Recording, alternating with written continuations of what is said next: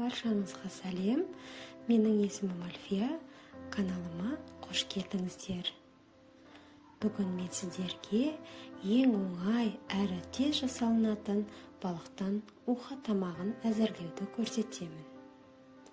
Ол үшін бізге сазан балығы, су, лавр жапырағы, пияз, тұз, картоп, сәбіз, аскөк қажет.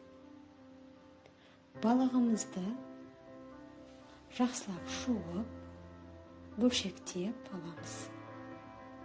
Балықтың үстіне біз су құямыз, шамамен 2 литр. Сөйтіп оның үстіне 1/4 бөлік пиязымызды, лавр жапырағын саламыз.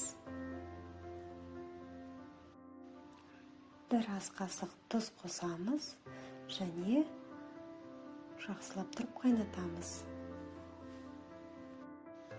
Қайнаған сорпамызды 10 минутқа астын басып қоямыз.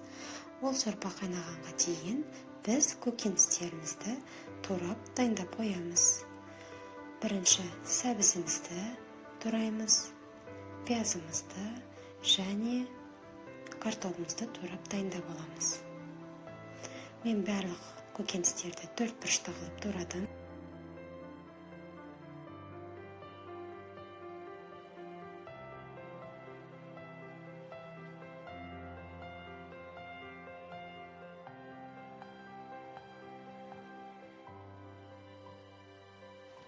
Көкөністеріміз міне дайын және сорпамызды сүзіп дайындап аламыз. Лавр жапырағы мен пиязды алып тастап, сорпамызды мөлдір еткізіп, қайнатып қоямыз. Оның үстіне біз жаңағы туралған көкөністерді салып, тағы да 20-25 минут қайнатамыз.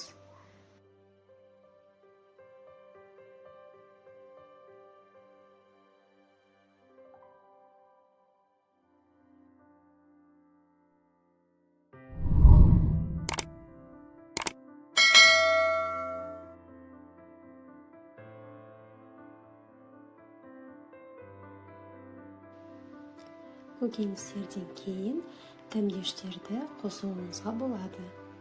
Мен хмели сунели және балықтың арнайы дәмдеуішін қостым.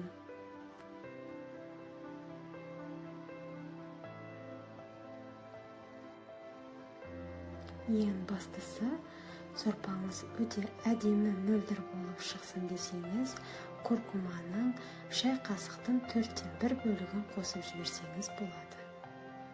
Сонда сорпаңыз сары әрі мөлдір болып шығады.